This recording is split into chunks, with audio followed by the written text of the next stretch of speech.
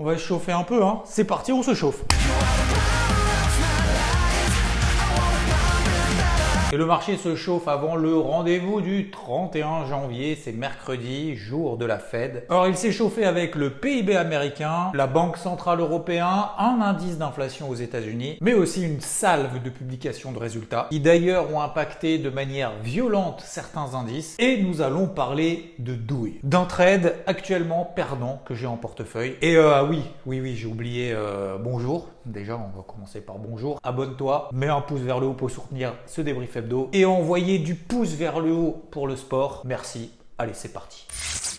Bon, jusqu'à jeudi, il ne s'est pas passé grand-chose sur le marché. Dans l'ordre, on a eu d'abord le PIB aux États-Unis. C'était la première estimation sur les 3 qu'il y a sur le 4e trimestre 2023. 2% de croissance attendue. Et oui, Captain America est passé par là. On n'a pas eu 2%, pas 3%, mais 3,3% de croissance. Ce qui donne au global sur l'année 2023 3,1% de croissance. Ce qui est ni plus ni moins et tout simplement la croissance mondiale la plus rapide, la plus énorme, la plus folle qu'on a eue en 2023 des économies avancées. Et tout ça, messieurs, dames, oui, avec pas moins de 5,5% de taux d'intérêt. Et donc les paris sont lancés pour finalement faire un atterrissage tout doux, l'atterrissage doux, un soft landing ça s'appelle. Les dépenses de consommation sont particulièrement résistantes, je voulais dire, mais bon, voilà, t'as compris le message. Mais alors, comment font-ils? Eh bien, il y a une donnée, qui montre qu'il y a une augmentation des retards de paiement par carte de crédit. Ah c'est facile de continuer à consommer quand t'as pas la thune. Va falloir payer à un moment donné quand même, parce que c'est bien beau de consommer comme des gros sacs, mais c'est vrai en même temps la consommation aux États-Unis est pas vraiment le même style qu'en France notamment, où nous par contre on blinde nos livrets A. On est au-dessus de 415 milliards d'euros dans le livret A. Alors, tous réunis, bien évidemment, pas une seule personne, mais t'imagines à nous tous là, Elon Musk, avec ses plus de 200 milliards de dollars là, tu vois, on est 2 fois plus balèze. Alors, on est plus nombreux, c'est sûr, mais du fait de ces bonnes nouvelles et de discours pour autant très prudents sur une prochaine baisse des taux, parce que globalement, ils s'accordent à dire qu'ils en ont pas forcément encore beaucoup discuté, eh bien, le marché décale, du coup, ses anticipations d'une première baisse des taux de la Fed, non pas au mois de mars, mais plutôt au mois de mai. D'ailleurs, l'autre chiffre côté américain qui a été publié en fin de semaine, c'est l'inflation aux États-Unis, mais cette fois-ci, c'était le PCE, Personal Consumption Expenditure, mieux pondéré que le CPI publié 2 semaines plus tôt. Alors un peu plus important d'ailleurs que le CPI parce que lui il est pondéré en fonction de l'évolution des consommations. Eh bien, sans surprise, il est ressorti à plus 0,2%. Disons qu'on n'a pas vraiment eu de réaction de marché suite à ce chiffre. Et donc pour ceux qui me connaissent, pas de stratagème de l'impulsion. L'autre rendez-vous, c'était la BCE, Banque Centrale Européenne, au travers de Christine Lagarde, qui d'ailleurs a laissé ses taux directeurs inchangés à 4,5%, là-dessus pas de surprise. Et pour des mesures de sécurité, afin de ne pas vous endormir et réendormir un dimanche matin, à quelle heure il est là, 10h10 à peu près, je vais simplifier son discours. Data dépendante, meeting by meeting. Voilà, hop, ça c'est fait. Alors elle a quand même ajouté que la pression sur les prix diminuait. Et non, ils n'ont pas encore parlé de baisse des taux. D'ailleurs, il y a eu 2 journalistes qui ont posé 2 fois la même question. Mais du coup, baisse des taux là cet été là, parce que là les marchés ils sont quand même un peu chauds pour le mois de juin là. On en est où? Ils n'en ont pas parlé encore. Pour autant, le marché anticipe toujours une première baisse des taux de la Banque Centrale Européenne au mois de juin. Bref, la Banque Centrale Européenne ne prend pas de risques et attends de voir comment ça se passe. C'est un peu d'ailleurs comme si je te disais sur le marché, je fais en fonction de chaque bougie, heure par heure, jour par jour, et on n'a pas encore vraiment discuté pour prendre une décision. Alors dernière chose, les tensions géopolitiques impactent les chaînes d'approvisionnement. Et oui, le coût du fret augmente de plus de 100%, ce qui pourrait du coup avoir un impact sur l'inflation. Alors dans les grosses publications de la semaine, parce qu'on en a eu des grosses et des c'est tout ce que je voulais dire en fait. Eh bien nous commençons par Tesla qui s'est fait découper. Les résultats ont été inférieurs aux attentes très prudent sur sa visibilité sur 2024. Bénéfice net un peu moins de 8 milliards de dollars. Une rentabilité impactée par la baisse des prix de ces voitures. Et cette baisse des prix n'a pas été compensée par l'augmentation des volumes de vente. Alors du coup, Tesla, qui a conservé quand même sa place de numéro 1 en 2023, a été doublé dans le dernier trimestre par BYD, le constructeur chinois. Pour autant, Tesla reste confiante. Sur 2025, elle va sortir des véhicules low cost avec des nouveaux modèles. Donc 2024, c'est plutôt une année, on va dire, entre guillemets, de transition, de respiration. On ne peut pas toujours faire une croissance exceptionnelle et exponentielle. L'action fait un retour sur une première zone clé. Ça peut correspondre à un bas de canal descendant, mais surtout une grosse zone en dessous à 160-163 dollars. Netflix, de son côté, a tout arraché, 13 millions d'abonnés de plus. Et ça, c'est que sur le 4e trimestre. C'est sa meilleure croissance depuis le Covid. Alors, on remerciera bien évidemment le fait de ne plus pouvoir partager ses codes Netflix à tout le monde et n'importe qui. Du coup, faut se mettre à la lecture. C'est vrai que des livres, c'est relou. En plus, on apprend des trucs et tout, c'est un peu chiant. Elle va continuer à augmenter ses dépenses et dépenser cette année 17 milliards de dollars pour des nouveaux contenus. Et en plus, elle a acheté les droits de diffusion d'un sport super sportif.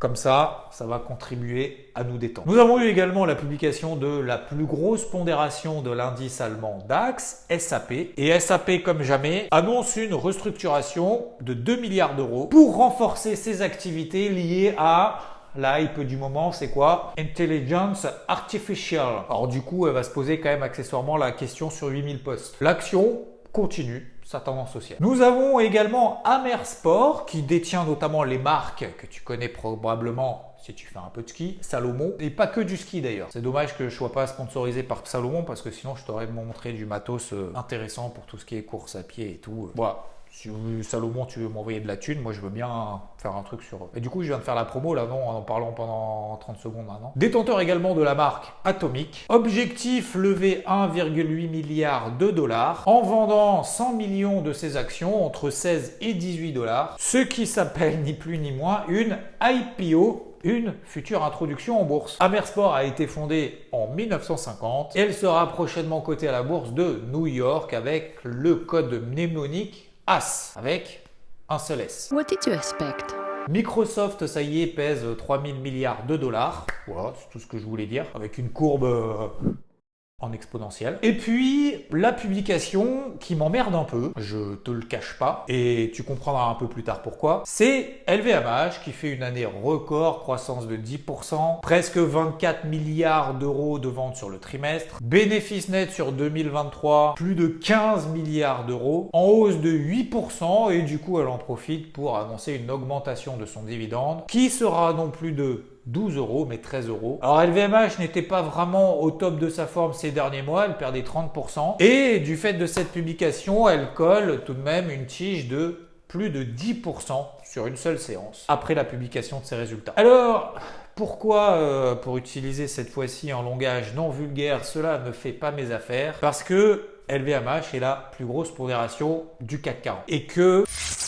Ah oui, j'en parlerai après. L'absence de nouvelles concernant une future baisse des taux de la part des banques centrales n'empêche pas pour le moment les marchés américains de continuer à monter, mais de manière quand même larvée. On sent que c'est topiche, que le carburant, il en manque un peu là. Donc il continue de progresser lentement sur fond d'optimisme lié à ces anticipations. Il y a quand même toujours 6 anticipations de baisse des taux de la Fed en 2024.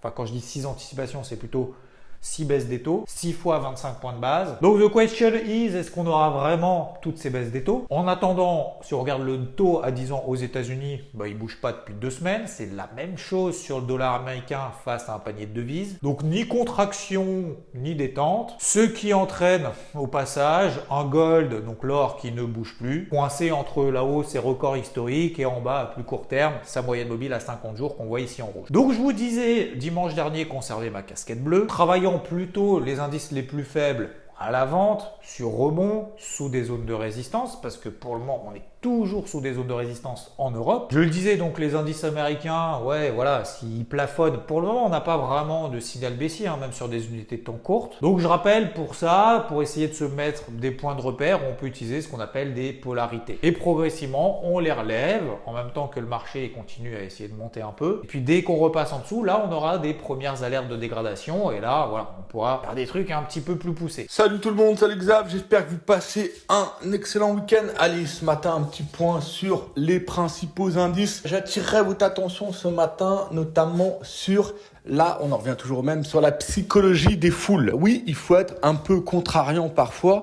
Comment je peux lire autant de fin du monde et de bear market quand le DAX est à 14 500 ou le CAC à 5 800, 6 000, et autant quand on est remonté tout en haut, tout d'un coup tombé dans une psychologie des foules où ça y est, TP to the moon, on va sur la lune. Donc faites bien attention quand même à ce domaine émotionnel, psychologique, parce que finalement, moi je m'en sers relativement énormément et on s'aperçoit que souvent les fins de mouvement s'organisent comme ça par une psychologie des foules totalement exacerbée dans un sens, Donc, je reviens à mes petits indices rapidement.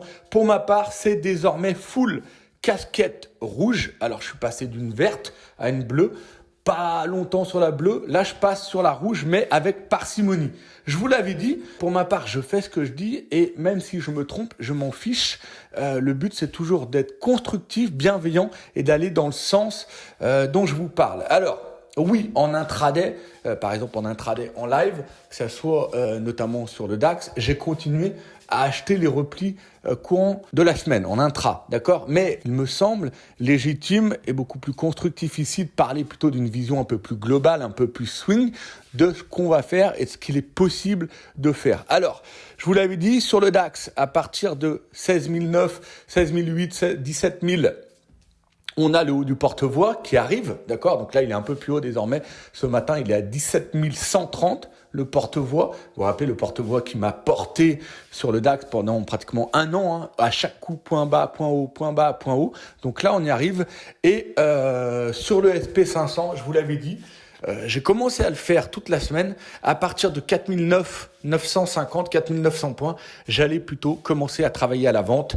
Ça correspond sur le dos autour des 38 200, 38 500, 38 700. On y est aussi.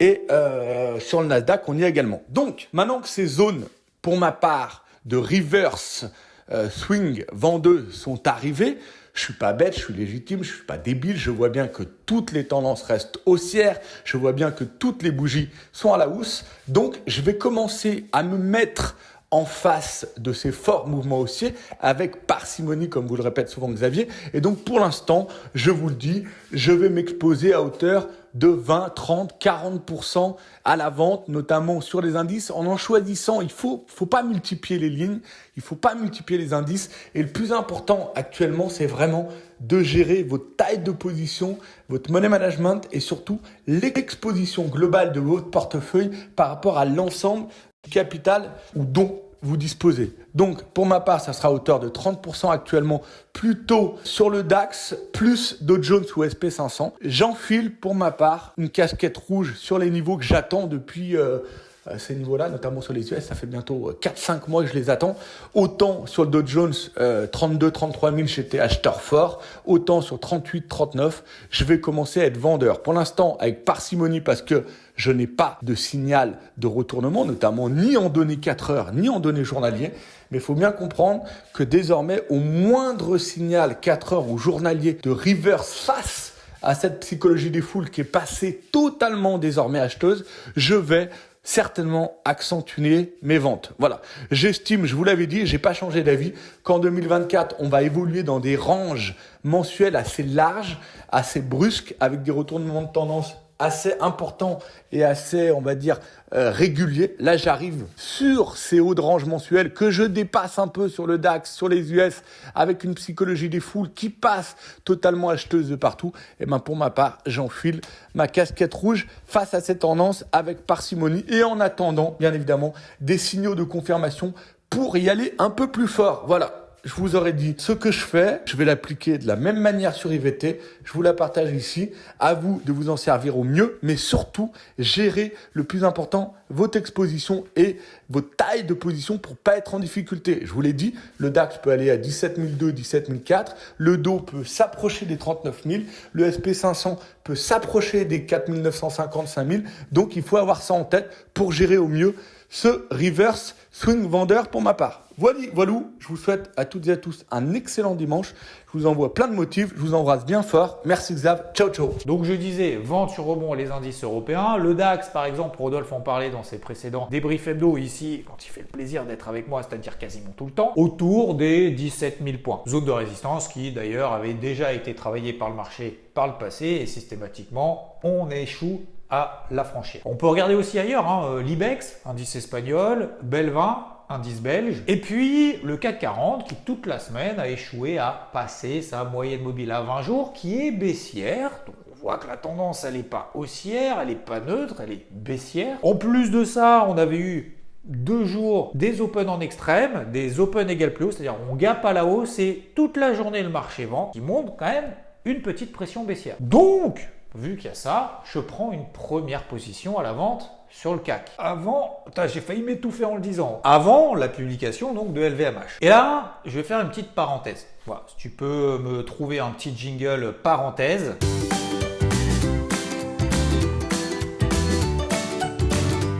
Ce que je fais là, c'est vraiment à titre de partage. Parce que tu peux voir un peu partout, tous ne parlent que a posteriori, que de leur position gagnante, tout le temps gagnant sur le marché. Et bon, souvent bien évidemment après coup, mais c'est pas la réalité. Tu ne peux pas ne pas te tromper de temps en temps au moins. Pardon, mais si tu vois ça, c'est que c'est du bullshit. Et je dois dire, alors c'est un espèce de micro coup de gueule, je dois dire que ça me gonfle. Ceux qui font croire tout le temps, qui gagnent tout le temps. Parce que le problème, à la limite, bon, qu'ils le font dans leur coin, à la limite, bon, voilà, c'est leur ego personnel, etc. Mais le problème, c'est qu'il y a des gens qui y croient. Ils sont en quelque sorte appâté par le gain et le gain permanent et du coup dès qu'il y a une espèce de perte à un moment donné ils se retrouvent coincés parce que ils savent pas gérer. Donc il faut aussi apprendre à perdre. Et d'ailleurs, c'est pas que sur les marchés, ça vaut aussi bien dans le sport. Si tu n'aimes pas perdre dans le sport, ça va être compliqué. Aussi bien à l'école et bien évidemment dans tous les autres domaines. Revenons au CAC. Donc, étant donné que j'avais pas vraiment de gros signal baissier, je voyais des signaux de faiblesse, j'avais pas de gros signal baissier. Petite pression baissière à court terme, mais pas d'accélération non plus. J'ai pris cette prise de position et aussi plus globalement parce que j'avais tout simplement un plan de vente que j'avais commencé à travailler d'ailleurs mi-décembre autour des 7500, 7600 points. Et d'ailleurs, ça avait très bien fonctionné parce que j'avais tout racheté sur les 7300 points. C'était d'ailleurs quasiment le point bas, comme quoi ça arrive aussi. Et donc, pour revenir à cette position que je viens de prendre à la vente, en tout cas que j'ai prise cette semaine, c'était de la décomposer en 3 entrées. Donc, j'ai pris une première entrée, une première position avant la publication de LVMH. LVMH publie. Surprise, motherfucker. Et envoie le CAC 40 dans la stratosphère. Et le projet, avant même d'ailleurs cette publication-là, c'était tout simplement de me dire, ok, si on retourne dans cette zone des 7005, 7006, ça me permettra de recompléter, de continuer à compléter plutôt cette position, autour des 7004, 7500 points. On y est. Donc aujourd'hui, j'ai 2/3 d'exposition vendeuse sur une position swing que je m'autorise dans mon portefeuille, que je m'autorise sur un trade swing. Et c'est vrai qu'au vu de cette bougie, je pourrais me dire, être fébrile en me disant, ça y est, c'est foutu, on colle une verte, to the moon, je prends ma perte. Mais non. Parce qu'on revient justement dans la zone d'intervention que je m'étais fixée au préalable, c'était une hypothèse de travail, d'autant plus que je reste un peu persuadé que ce n'est pas vraiment le timing aujourd'hui d'intervention pour rentrer à l'achat n'importe où, n'importe comment, sur n'importe quoi aujourd'hui. Donc, qu'est-ce que je fais dans cette situation ? Déjà, je vais laisser respirer un peu le marché, gérer progressivement la semaine prochaine et les semaines et les jours et les semaines à venir cette exposition sur le CAC 40. Et c'est vrai que même si LVMH a bien publié, j'estime qu'elle ne va pas prendre 50% en 2 semaines. Parce qu'il faut se dire aussi qu'à l'inverse, si le marché avait perdu 1, 2, 3% après cette publication, après la publication d'LVMH qui aurait eu un impact de 1, 2 ou 3% sur le CAC à la baisse par exemple. Je me serais dit à ce moment-là, en mode frustré, oh non, c'est pas cool, j'ai qu'un tiers d'exposition à la vente sur le CAC, j'aurais préféré avoir plus de trucs, j'en ai pas assez. Oui, t'es pas assez exposé, t'as pris qu'un tiers de position. On peut pas regretter systématiquement d'avoir été exposé trop peu quand ça fonctionne, d'avoir été trop exposé quand ça fonctionne pas. En l'occurrence ici, c'est une news qu'on ne maîtrise pas et je l'assume pleinement. Et d'ailleurs, je vais continuer à l'assumer. D'ailleurs, c'est aussi pour ça que je vous en parle aujourd'hui. Donc, à l'avenir, peut-être la semaine prochaine, j'en sais rien, ou la semaine d'après, si on repasse sur le CAC 40 sous les 7550 points, en tout cas, c'est mon plan à l'heure actuelle, je vous le partage en ce dimanche, si on repasse là en dessous, ça m'intéressera à compléter à 100% mon exposition vendeuse swing sur le CAC 40. Puisque ça voudrait dire qu'on échoue à nouveau dans cette zone des 7500, 7600 points. Et à l'inverse, bien évidemment, si on commence à s'installer au-dessus des 7700 points, je prendrai probablement au moins une partie de ma paire pour me concentrer ailleurs. Mais je prendrai jamais de décision en mode FOMO, la peur de louper un mouvement, ou en mode panique, ouh là là, le marché va pas dans mon sens, je fais n'importe quoi. Donc même si parfois on me reproche finalement de partager, et je vais continuer à le faire d'ailleurs, peu importe les commentaires, des positions gagnantes parce que ce sont des positions que je partage systématiquement sur IVT, et à l'inverse, peut-être d'ailleurs probablement aujourd'hui, mais je m'en fous complètement, on me dira après coup, t'aurais pas dû faire ça parce qu'il y avait ça. Encore une fois, je m'en fous parce que c'est la réalité du terrain. Et c'est vraiment dans un but de partage d'expérience du terrain. Il y a peut-être certains d'entre vous d'ailleurs qui sont pas sur les marchés ou qui commencent à l'être ou qui vont l'être à un moment donné. Attention, ce que vous voyez, la réalité, c'est vraiment loin de ce qu'on voit sur les réseaux sociaux et autres à droite à gauche qui ne font jamais de pertes. Donc les trois choses à retenir, c'est déjà aller au bout de son plan. Ça veut dire prendre les décisions qu'il faut et qu'on a préparées en amont en fonction de nos hypothèses de travail. C'est pas là qu'il faut commencer à trembler. Deuxième chose, décomposer ses entrées en plusieurs parties. C'est ce qu'on appelle un peu le money management. Ça permet justement, et en l'occurrence, d'absorber un mouvement qu'on n'a pas prévu. Parce que ça peut arriver, preuve en est. Et troisième chose, ce qui revient un peu au deuxième, mais quand même, c'est être progressif dans ses choix, être progressif dans ses analyses, prendre le recul nécessaire pour prendre la bonne décision, en tout cas celle qu'on estime qu'elle est la bonne sur le marché, que ce soit pour rentrer sur le marché, prendre de nouvelles positions, mais aussi les sortir. Et enfin, je terminerai par, faut pas croire qu'on rentre systématiquement à l'achat en bas et à la vente en haut. Alors oui, je prends en partie une douille sur cette position. L'année avait très bien commencé, elle était parfaite. J'ai envie de dire, ça permet aussi de remettre les pieds sur terre. L'euro-dollar, lui, continue à baisser progressivement. Je suis toujours à l'avant depuis là-haut. Ce haut de range, j'avais commencé à vendre à 1,11. Et là, tout simplement, au weekly, je vise le bas de ce range. Alors sur les cryptos, même s'il y a une retombée de l'euphorie post-approbation de l'ETF Bitcoin Spot, c'est vrai qu'on a eu une légère dégradation à court terme, notamment sur le Bitcoin. Mais si on élargit là aussi, encore une fois, si on prend la capitalisation totale, tant qu'on tient les 1500 milliards de dollars, tout va bien. C'est une zone support. Alors, j'avais d'ailleurs payé un peu de Bitcoin il y a quelques jours sur repli. Et vu que cette zone tient, encore une fois, au moment où je tourne cette vidéo, j'en ai profité pour reprendre quelques cryptos. Notamment les fortes, en tout cas celles qui ont bien résisté ou qui ont bien performé ces dernières semaines, parce qu'il y a plus de chances que les fortes continuent à l'être. Exemple, Solana ou encore l'Ether qui est revenu sur cette zone des 2100, 2200 dollars qui tient d'ailleurs depuis 2 mois et ça fait 2 mois à chaque fois qu'on revient là, hop, ça relance l'Ether autour des 2400 dollars. Même s'il y a eu un excès à 2700 dollars après l'approbation de l'ETF Bitcoin Spot. Mais là aussi, même chose, c'est-à-dire que il y a des soldes à court terme sur des cryptos qui ont fait des replis, certaines de 20-30% sur des niveaux clés. Acheter, oui, mais de manière progressive. Tout simplement parce que j'estime qu'on pourrait avoir plusieurs semaines d'oscillation d'un marché qui se met en pause, mais qui reste quand même dans une tendance primaire, dans une tendance haussière primaire. Non, je voulais dire l'inverse, dans une tendance primaire haussière. D'ailleurs, sur Bitcoin, prenez toujours comme point de repère du weekly. C'est pareil d'ailleurs sur l'ensemble des cryptos, ce qui permet d'avoir une prise de recul sur des données un peu plus longues. Moyenne mobile, 20 semaines sur Bitcoin, c'est autour des 36 000, 36 500 dollars. Tant qu'on reste là au-dessus, on a toujours une dynamique de fond qui est positive. Il faut savoir, pour rappel, que le marché évolue en cycle. Il y a pas que des hausses, pas que des baisses, pas que des ranges. Alors c'est vrai qu'on était habitué depuis la fin de l'année dernière que le marché crypto monte en ligne droite. Là ça consolide latéralement, mais pour le moment ça va. D'ailleurs au passage, vous regarderez l'indice Fear and Greed Index qui mesure un peu si on est en mode euphorie ou si en mode panique. Là on est pile poil au milieu. Dans la neutralité, on est à 50. À 100 c'est extrême euphorie, à 0 c'est extrême panique. Là on est pile poil au milieu, donc ça monte. Le marché est simplement en train de respirer. D'ailleurs, dans celle que je vous ai partagée dimanche dernier, je crois, hein, dans les plus fortes, on a eu ICP par exemple qui a repris 20% depuis. INJ qui a un peu plus de mal, mais qui tient et qui va essayer de tenir cette zone support. Link qui revient en bas d'un range daily. Bref, globalement, j'estime que ce sont simplement des zones d'entrée type opportunistes, des zones d'opportunité à court terme. Et au moment, encore une fois, où je tourne cette vidéo, donc c'est-à-dire un jour et demi avant, il n'y a pas de gros signal positif, pas de gros signal négatif. D'ici là, d'ailleurs, ça aura peut-être changé. Mais en tout cas, ça ne changera pas mon discours puisque de toute façon, je vous l'ai déjà partagé. Donc voilà, achat sur repli de manière ciblée, de manière progressive. Voilà, donc c'était un début d'année parfait. Et ben ouais, je me fais un peu déborder sur le CAC. Alors il n'y a rien de bien grave, hein, mais il va falloir gérer la position jusqu'au bout, en gain ou en perte. Et je continue à vous partager toutes les semaines ici, tous les jours. Encore une fois, l'objectif c'est d'être bienveillant. Je continuerai à le faire d'ailleurs tous les matins dans le Morning Wood, tous les jours sur IVT bien évidemment, où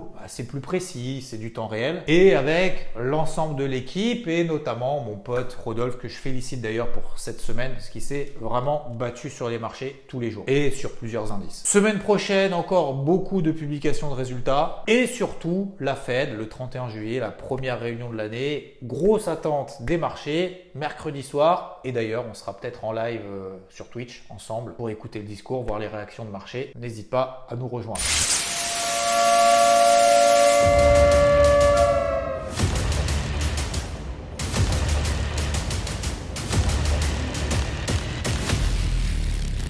Et je terminerai en disant, n'oubliez pas, il n'y a que celui qui ne fait rien qui ne se trompe pas. Prenez soin de vous, je vous fais une grosse bise.